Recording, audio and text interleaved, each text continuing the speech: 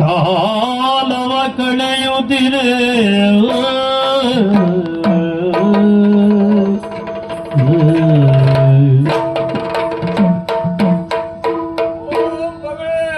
ಏನಪ್ಪ ಸ್ವಲ್ಪ ಸಮಯ ಕಳೆಯಬಾರ್ದು. ಯಾಕೆ? ಇಲ್ಲೇಟು ಹಾಡುತ್ತಾ ಕುಣಿತಾ ಇದ್ರೆ ಇನ್ನೊಬ್ಬನಿಗೂ ಸಂತೋಷವಾಗ್ತದಮ್ಮ. ಅಯ್ಯೋ ಅಪ್ಪ, ಸ್ವಲ್ಪ ಬಾಯಿ ಮುಚ್ತೀರ ನೀವು? ಹುಚ್ಚು ಬಯಕೆಗಳೇ ತಗೆ, ಹುಚ್ಚು ಬಯಕೆಗಳೇ ತಗೆ, ಇದನೇ ಹುಚ್ಚು ಬಾಯನು ಸುಮ್ಮನೆ, ಇದನೇ ಹುಚ್ಚು ಬಾಯನು ಸುಮ್ಮನೆ. ತುಚ್ಚ ನೀನನ್ನು ಪ್ರಜರು ಬಾಲಕಿಯ ತುಚ್ಚ ಹೋಗಲು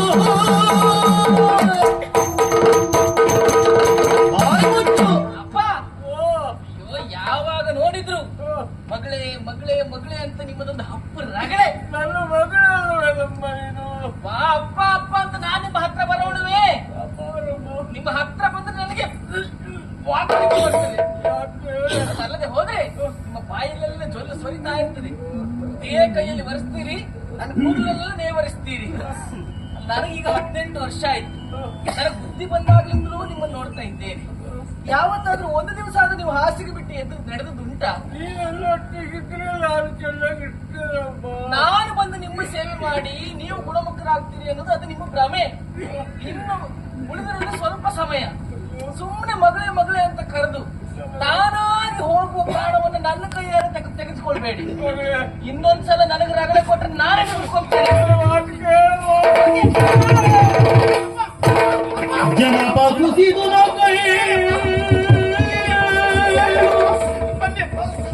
ಮೇದಿನಿಯ ಮನದಿ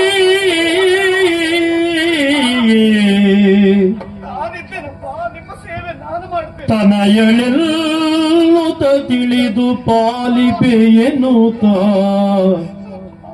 ಸೇವೆಗೈದಳು.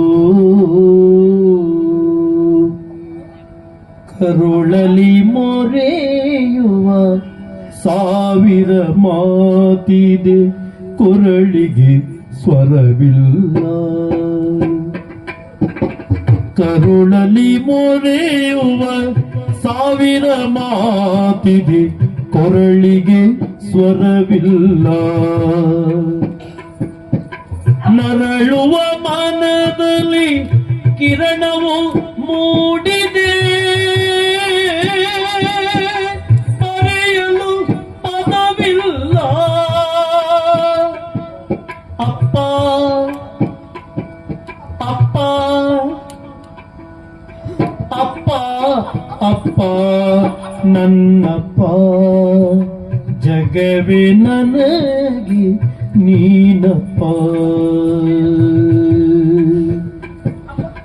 ಮೂಡಿ ಹೊಂಬೆಳಕು ತೀಡಿ ತಂಗಾಳಿ, ರೂಢಿಗೆ ರವಿ ಉದಯ. ಬಾಡಿ ಬಂದಿರುವ ತೊರೆಯು ತಂಪಾಗಿ ಕೂಡಿತು ಜಲಹೃದಯ. ಅಪ್ಪ ಅಪ್ಪ ನನ್ನಪ್ಪ.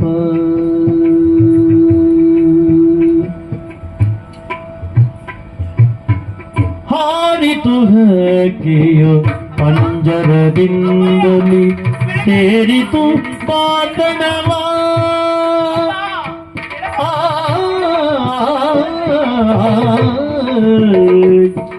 ಹಾರಿತು ಹಕ್ಕಿಯೋ ಪಂಜರದಿಂದಲಿ, ಸೇರಿತು ಬಾಂಧಣವ. ಬೋರನೆ ಹಿಂಗರಿ ಬಿಚ್ಚುದನೀತು, ತೋರಿತು ನವ ಭಾವ. ಒಡೆದಿಯ ಕೊಳ್ಳಲಲ್ಲಿ ನಾದವು ಮೂಡಿತು, ನುಡಿದಿದೆ ಮೋಗನ ರಾಗ.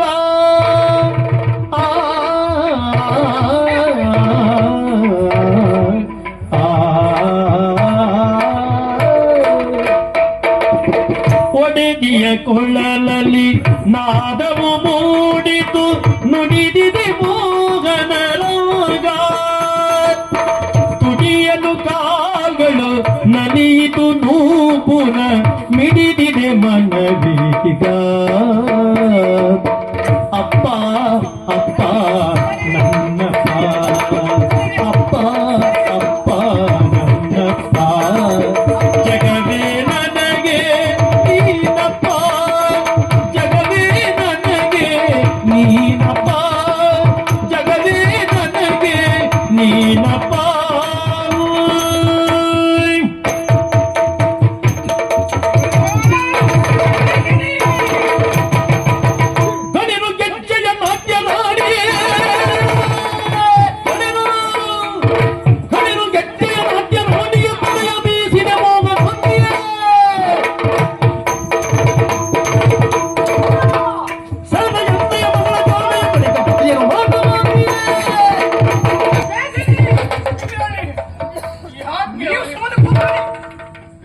ನನಗೀಗ ಅರ್ಥವಾಗ್ತಾ ಇದೆ.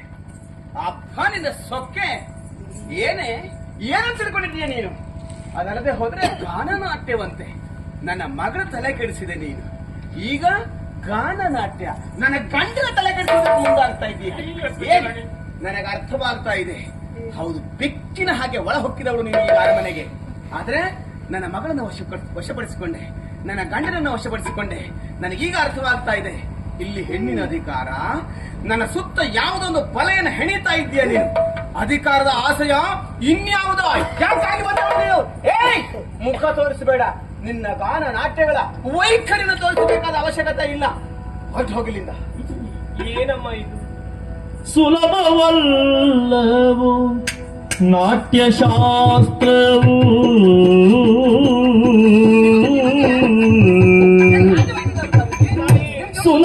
ಸುಲಭವಲ್ಲವು ನಾಟ್ಯಶಾಸ್ತ್ರವು ಹಳೆಯ ರುದ್ರನೇ ಮೂಲ ದೈವವು ನಲಿಯಲಾರದೆ ನೆಲವ ಕೂರಲು ಕಾಲವದೇನೋ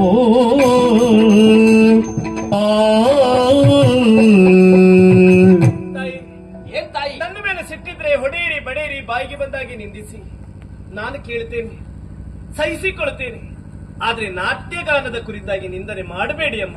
ಓ, ಹಾಸಿಗೆಯಲ್ಲಿ ಬಿದ್ದಿರುವಂತ ಮಹಾರಾಜ ಇಂದು ಎದ್ದು ನಡೆಯಬೇಕು ಅಂತಾದ್ರೆ ನನ್ನ ಸೇವೆಯ ಜೊತೆಗೆ ಗಾನನಾಟ್ಯವೂ ಕಾರಣ. ಋಷಿ ಪ್ರಣೀತವಾದ ವಿದ್ಯೆಯಮ್ಮ ಗಾನನಾಟ್ಯ.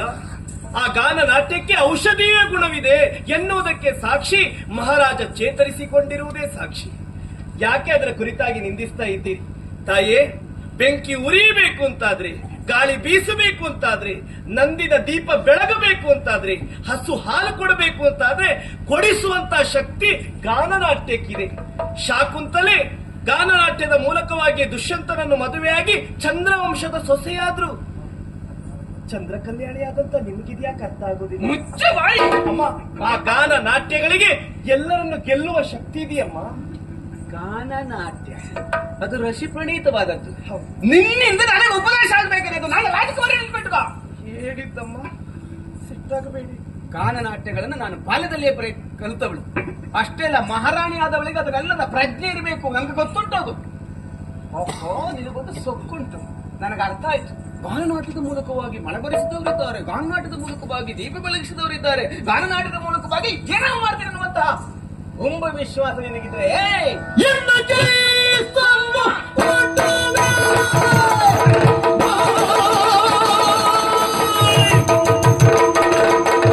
ಎನ್ನ ಜಯಿಸಲು ಕೊಡವೆ ಕೇಳುವುದು ನಿನ್ನ ಗೆಲಿದರೆ ರಾಜ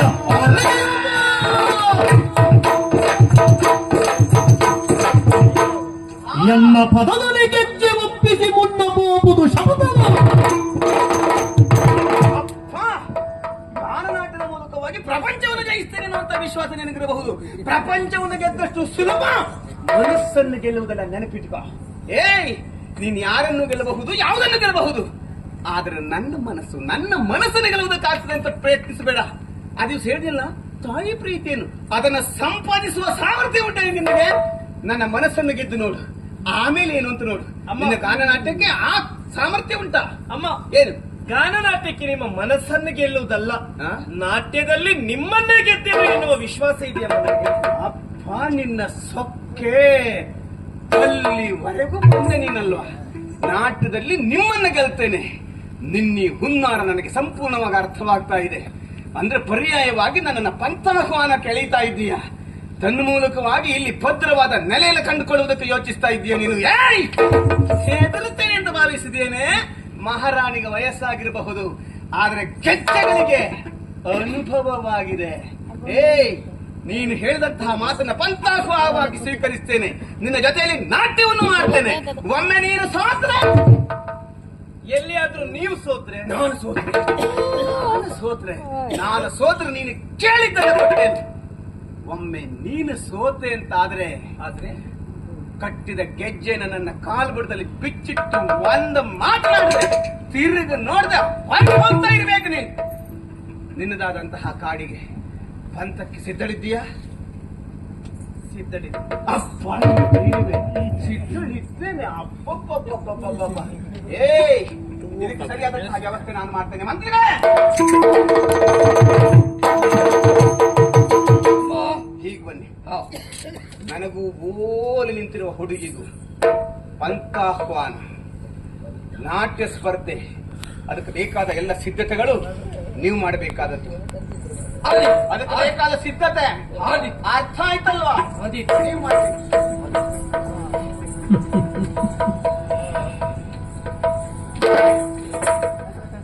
ನೋಡಿದ್ರ ಆಟರಂಗೇರಿವುದು ನೋಡೀಗ,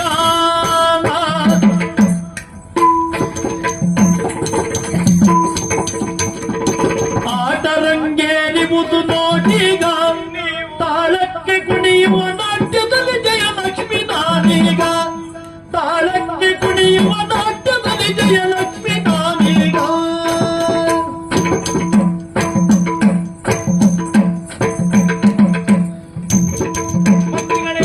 ನೋಟವೇನಿದೆ ಕೂಟವೇನಿದೆ, ಊಟದಲ್ಲಿ ಗೆಲುವಿಲ್ಲವಾಗಿದೆ. ನೋಟವೇನಿದೆ ಕೂಟವೇನಿದೆ, ಊಟದಲ್ಲಿ ಗೆಲುವಿಲ್ಲವಾಗಿದೆ. ಮಾತನಡೆಯದು ನಿಮ್ಮ ಮಂತ್ರ ಫಲಿಸದು, ಮಾತನಡೆಯದು ಮಂತ್ರ ಫಲಿಸದು. ಬೇಟೆ ಗೆಲ್ಲಿದ ಮನೆಗೆ ಬೀಸಿದೆ.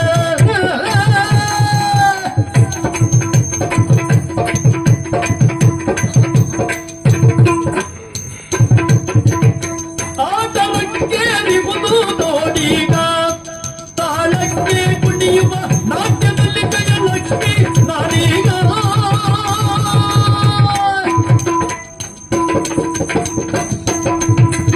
ಮಂತ್ರೀಶ, ಆಶ್ಚರ್ಯವಾಯಿತು ನಿಮಗೆ. ಹೇಗೆ ಪಂಥದಲ್ಲಿ ನಾನು ಗೆಲ್ಲುತ್ತೇನೆ ಎನ್ನುವ ವಿಶ್ವಾಸ ನನಗಿದೆ. ಎಲ್ಲರ ಅದೃಷ್ಟವನ್ನು ಬರೆಯುತ್ತೇನೆ, ಅಲ್ಲ ಬದಲಾಯಿಸ್ತೇನೆ ಅಂತ ಆಡಿದ್ರಲ್ಲ. ಎಲ್ಲಿ ಹೋಯ್ತು ನಿಮ್ಮ ಅದೃಷ್ಟ? ಎಲ್ಲಿಯಾದ್ರೂ ನಾನು ಇಲ್ಲಿಗೆ ಗೆದ್ರೆ ಇಲ್ಲಿಯ ರಾಜಕುಮಾರಿ ನಾನಾಗ್ತೇನೆ. ನಾನು ರಾಜಕುಮಾರಿ ಆದ್ರೆ ನೀವು ಬೀದಿಯ ಭಿಕಾರಿ ಆಗ್ತೀರಿ. ನೆನಪಿರ್ಲಿ, ನಾಟ್ಯ ಮಾಡುವ ಮನಸ್ಸು ಮಹಾರಾಣಿಗಿದ್ರು, ನಾಟ್ಯ ಮಾಡುವ ವಯಸ್ಸು ಮಹಾರಾಣಿಯದ್ದಲ್ಲ. ಮನಸ್ಸು ಕೇಳಿದ್ರು ದೇಹ ಕೂಡುವುದಿಲ್ಲ ಮಹಾರಾಣಿ. ಮಂತ್ರಿಗಳೇ, ಅವರು ಗೆಲ್ಲುವುದಕ್ಕೆ ಸಾಧ್ಯವೇ ಇಲ್ಲ. ಈಗ ನಿಮ್ಮ ಆಟ, ಈಗ ನಿಮ್ಮ ಮಾಟ, ಈಗ ನಿಮ್ಮ ಕೂಟ ಯಾವುದು ಫಲಿಸುವುದಕ್ಕೆ ಸಾಧ್ಯವೇ ಇಲ್ಲ. ಒಮ್ಮೆಲೆ ಹಾರಬಾರದು. ಕಾಲ ಬರುವಲ್ಲಿಯವರೆಗೆ ಕಾಯಬೇಕು. ಕಾಲ ಬರುವಲ್ಲಿಯವರೆಗೂ ತುಳಿದವರ ಎದುರು ನಾವು ಮೌನವಾಗಿರಬೇಕು. ಆ ಕಾಲ ನಮ್ಮದಾದಾಗ ತುಳಿದವರು ಮೌನವಾಗಿರುವಷ್ಟು ಅಬ್ಬರಿಸಬೇಕು. ಇದು ನನ್ನ ಕಾಲ, ನಿಮ್ಮ ಪಾಲಿನ ಸೋಲಿನ ಕಾಲ. ನೆನಪಿಟ್ಕೊಳ್ಳಿ. ನಿನ್ನ ಮಡಿಸುವೆ, ನಿನ್ನ ಕುಣಿಸುವೆ.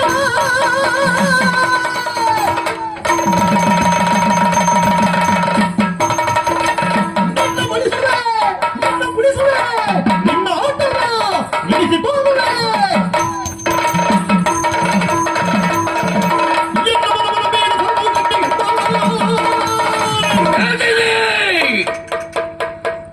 ಸೂರ್ಯಸೇನನಿಗೆ ಪಂಥಾಹ್ವಾನ. ಇದು ಆಟ, ಅದೃಷ್ಟದ ಆಟ. ನಾಟ್ಯ ಸ್ಪರ್ಧೆಯಲ್ಲಿ ಗೆಲ್ಲುತ್ತೀಯ? ಇಲ್ಲ, ಮಹಾರಾಣಿಗೆ ವಯಸ್ಸಾಗಿದೆ, ಕೂಡುವುದಿಲ್ಲ. ಹಾಗಂತ ಗೆಲುವು ಇವಳದ್ದಾಗಬಾರದು. ಅಂತಾದ್ರೆ ಕುಣಿಸ್ತೇನೆ, ಗೆಲುವು ನಮ್ಮದ್ದು. ಯಾಕೆ ನಮ್ಮ ಗ್ರಹಗಳಿಗೆ ಅಧಿಪತಿ ಸೂರ್ಯ, ಇವಳ ಅದೃಷ್ಟವನ್ನು ಬರೆಯುವವ ಈ ಸೂರ್ಯ ಸೇನ, ನಿರ್ಣಾಯಕರು ನಮ್ಮವರು.